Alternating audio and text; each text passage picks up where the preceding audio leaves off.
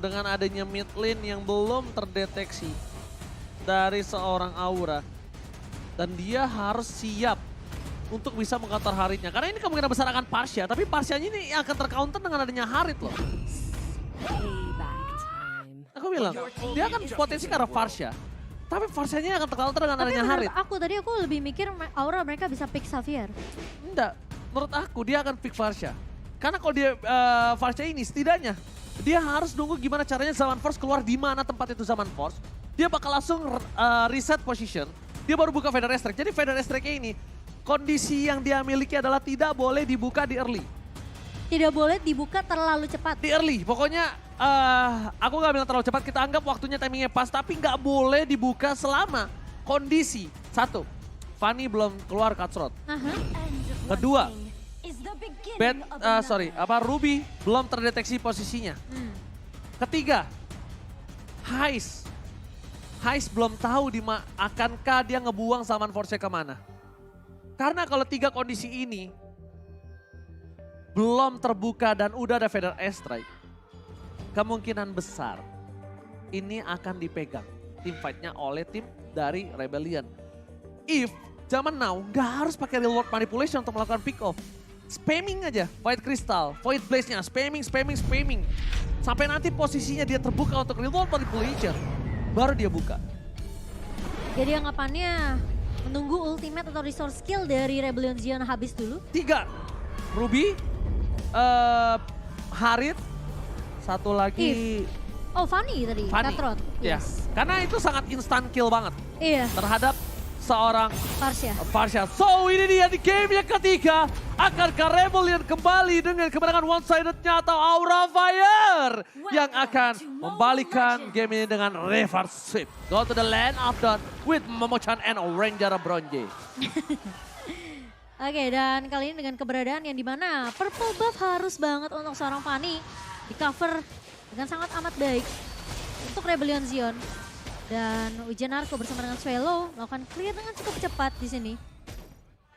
Di area midnya benar-benar tidak diberikan kesempatan untuk Facehugger dan Godiva untuk menyentuh ke arah purple. Malah Rebellion Zion mereka bisa untuk melakukan counter balik ke arah purple dari tim Aura Fire. Yes, benar banget. Dan ini akan membuat seorang Godiva juga bakal coba ditumbangi dengan Force Bolt di arah jungle-nya Momo-chan.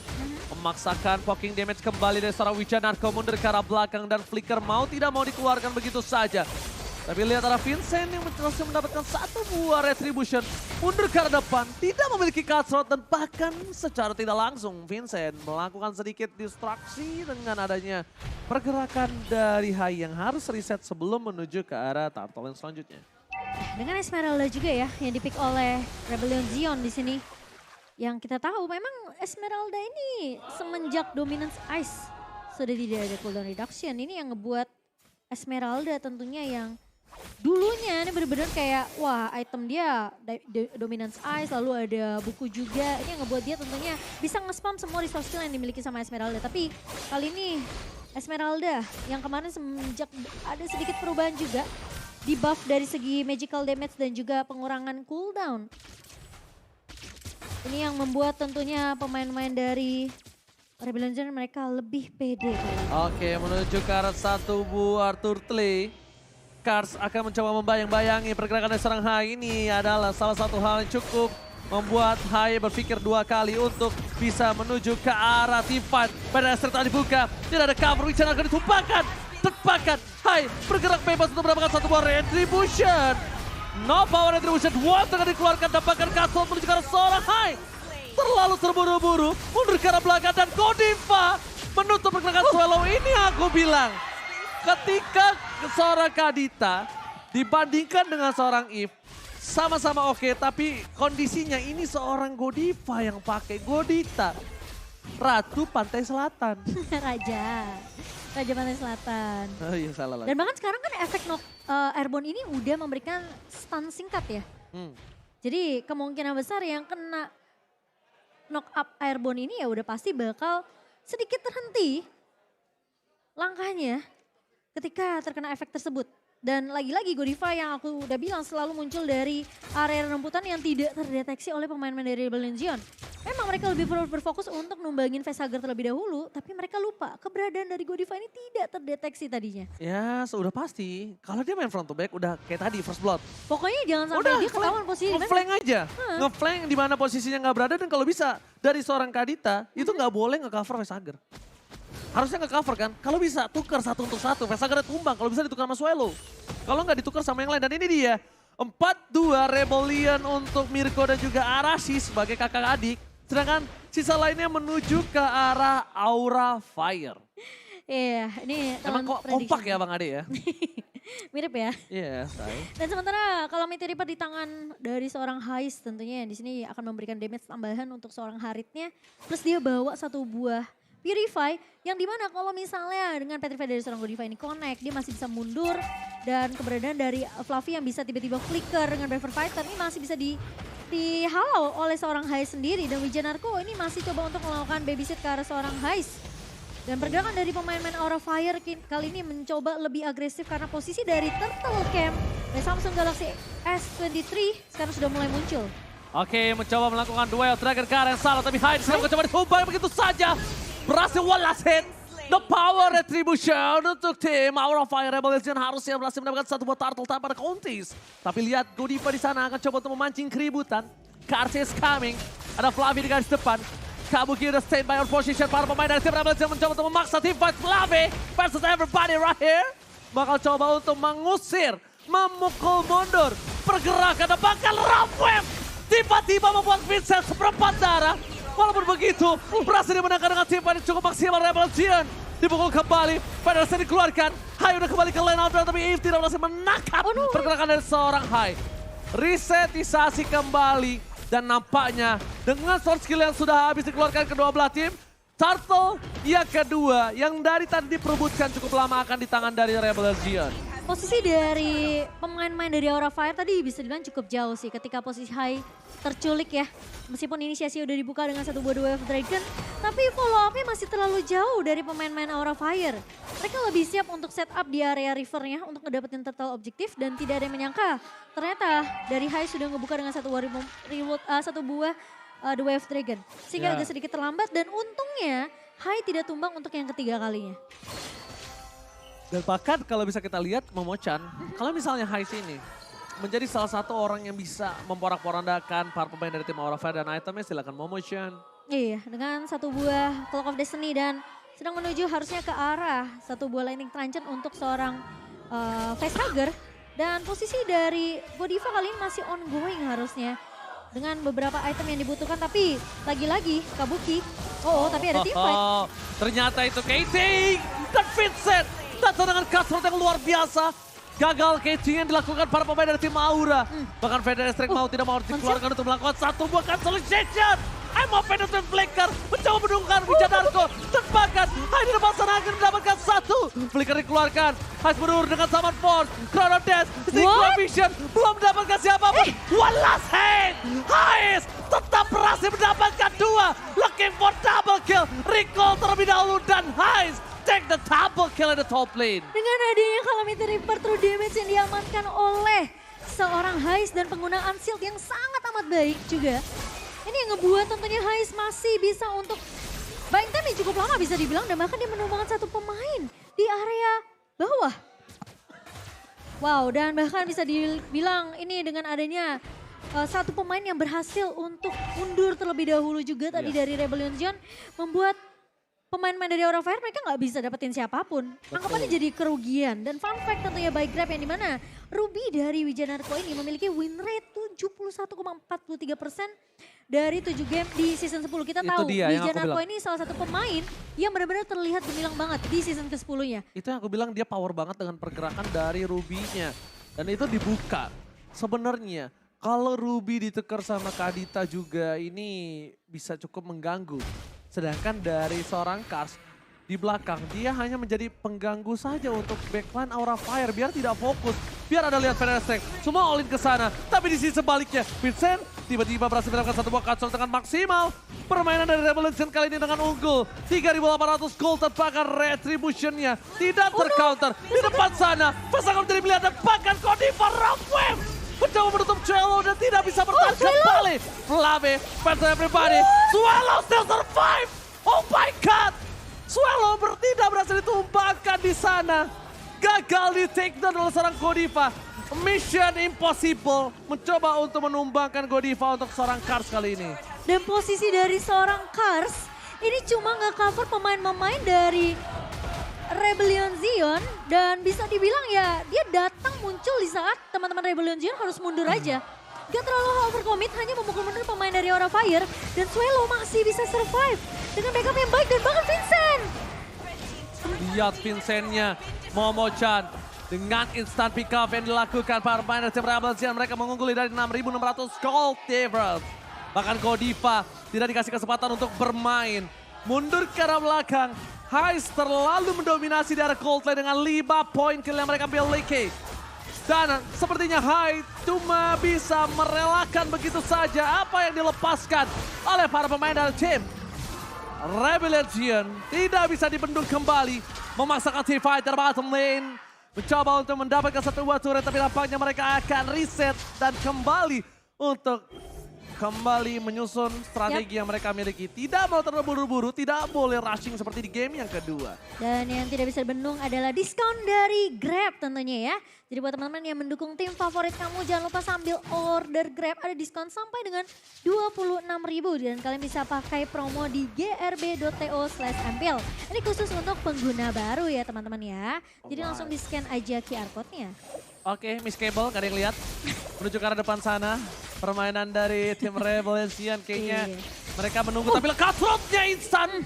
Dengan seperempat darah terakhir yang dimiliki dari seorang Fluffy. Itu Fluffy.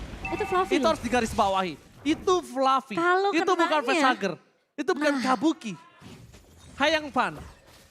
Apa? Bayangkan. Oh bayangkan. Salah ya? Benerin dong. Dengernya Gimana? frying pan. Hayangkan aku bilang tadi. Ya untungnya ya itu ditanamnya ke arah Fluffy. Kalau ke Facehugger mungkin udah Instan. beda cerita. Instan, udah auto instan. Dan bahkan di arah bottom lane ada Hai terdeteksi seorang diri. Retribution telah dikeluarkan. Mundur ke arah depan. Hai tidak bisa diselamatkan kembali. No power of retribution. Dan bahkan Revolution bebas untuk mendapatkan satu buah Lord yang terhormat dengan 7.000 gold difference. Mau ditabrak juga akan menjadi masalah untuk Aura Fire. Ada baiknya dia menunggu karena dia memiliki high ground defensif dengan Facehugger Varsha-nya. Dibandingkan harus mengadu nasib di arah sungai Land of Dawn. Daripada kecemplung ya. Iya, daripada kecemplung. Mendingan ditahan aja dan sayang sekali dari Hai sendiri dia nggak sempat bisa untuk ngedapetin satu target yang diinginkan dengan The Way of Dragon-nya. Karena posisinya damage yang terlalu besar dari Rebellion Zion ini dengan adanya perbedaan network yang udah terlalu jauh 8.600. Gold. Dan ini dia. bukan target yang diinginkan saya. Lord mulai bergerak. Bulu kuduk mulai merinding melihat pergerakan 3 wave yang berbeda dengan 8.000 gold difference. Mampukah mereka mempertahankan high ground defensive mereka karena secara tidak langsung tim Rebellion memiliki daya dobrak backline yang cukup kuat. Ada seorang Vincent, ada Heist, dan ada Wijan Narko di sana untuk menutup pergerakan seorang Godiva. Ini dia. Mereka menuju ke arah base turret. Dan sisa base di arah top lane. Mid lane yang mencoba didorong para pemain dari tim Rebellion. 9.000 gold difference. Dan ingat Wijan Narko masuk terlalu dalam. Damage yang diberikan Heist tidak akan bisa dibendung oleh siapapun. Termasuk Hai itu sendiri. Vincent!